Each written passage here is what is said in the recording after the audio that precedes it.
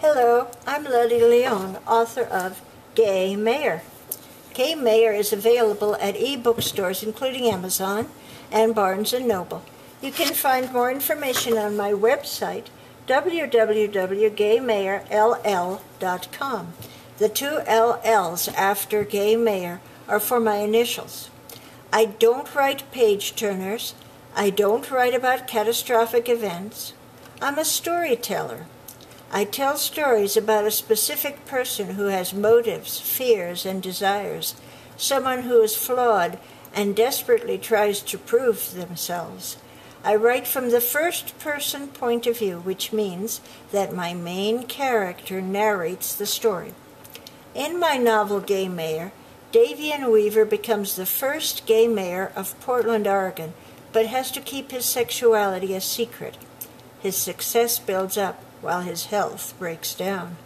This threatens to silence him and stop his fight for gay rights.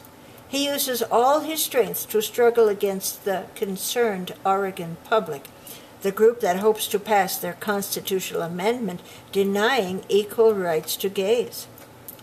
I lived in Portland when these events occurred in the 1980s and 90s. The situation is different now. Portland and 3 other U.S. cities currently have a gay mayor or lesbian mayor. Today, I'll read 5 minutes from pages in the 4th quarter of Gay Mayor. By October, time was waltzing off with my health. I had to tell my family. I drove to Callie's home in Astoria. By the way, Callie is his sister. I'd be more comfortable telling her first and then seeing what happens. After Callie greeted me, she disappeared into the kitchen to make coffee for us. I sat down on the sofa and looked around. Her living room held oak pieces and country-style touches.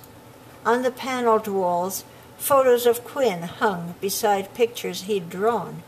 Photos of our mom and grandma stood on one side of the stone mantel. Photos of Callie's husband, our dad, Gil, and me were on the opposite side. It seemed she'd separated the photos into the living and the dead. As I was waiting for the coffee, I felt grateful for the whole family who knew me so well and loved me still. The reminiscence of our family past ended as Callie walked back into the living room holding a tray with a pot of fresh coffee and a plate of oatmeal cookies. She placed them on the sofa table and sat across from me in a comfortable old chair. Her brown hair framed her face. Her thin body leaned forward, elbows on knees, hands clasped in a position I'd seen hundreds of times. I poured my coffee, chose a cookie, and took a deep breath. We have to talk. I've been sick and going to the doctor. I'm here to let you know what the doctor said. I hesitated and then came out with, "It's AIDS." Oh, Callie gave a long sigh. Their old basset hound, Sam, waddled over and plopped at her feet. She dipped the rest of her cookie in her coffee, bent down, and gave it to him. "Oh, Davian, I guessed you were gay years ago. Even guessed you had AIDS because you were sick so often. I knew what was going on, but I denied it." I nodded and sat back. She was easy to talk to. Her denial only meant she wanted more from me. "Well, I've been feeling stronger recently, even dealt with a small cancerous lesion." She sat back staring at me. "Did you tell Dad?" she asked in her considered voice, tipping her head to the side. "Don't suppose so." "Not a word. Can't stand for him to go through this. Don't worry about it. Let's work out a plan. Don't you get the message? I love him, but I have to keep my distance." Sam lifted his doleful eyes and watched me. "Yeah, well, I know," Callie said slowly. I searched for the right words.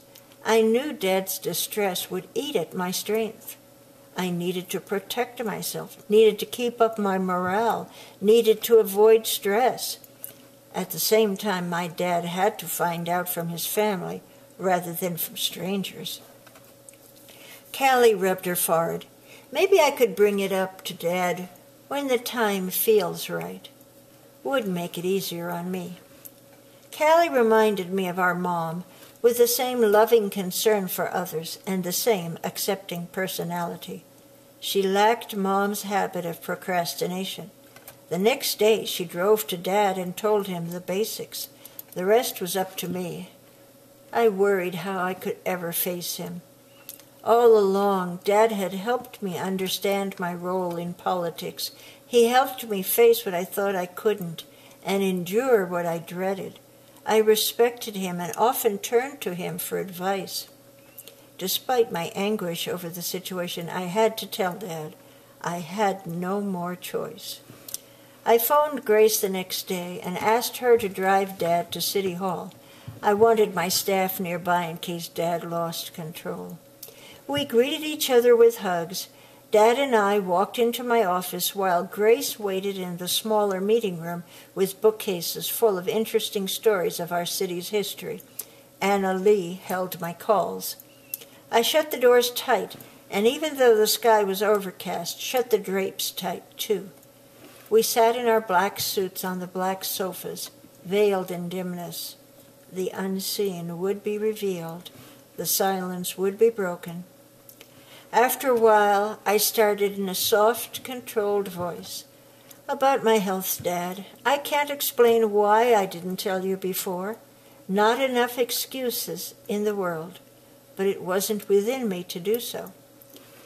I took a deep breath. I've come down with AIDS. I'd practiced those words more than I'd practiced any speech. Dad's shoulders drooped. His mouth trembled. His bewildered eyes reflected a heavy heart. I didn't know, didn't suspect, never even considered it. What on earth was going on?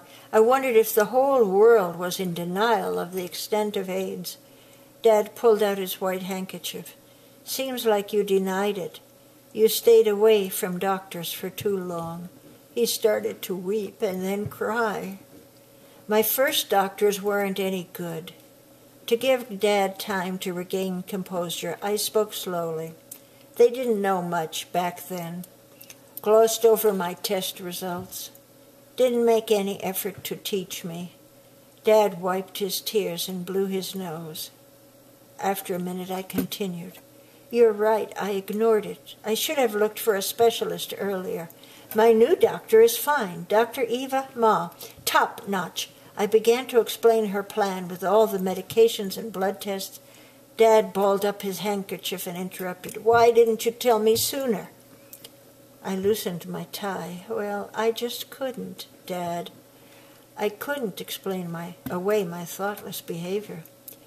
There was no way Dad could have changed my diagnosis, but maybe he thought he could have changed the course of events. Maybe he thought he could have plugged me into better doctors if he'd known sooner. Maybe he thought he could have changed the way I lived out my last years and have given me more quality time. I can't explain why not, but I sincerely apologize. Dad lowered his head and in slow motion pocketed his handkerchief. I'll have to accept that. I'll give you all the help you need. He must have been heartbroken, but was as supportive and accepting as ever. You're my son. I'm here for you.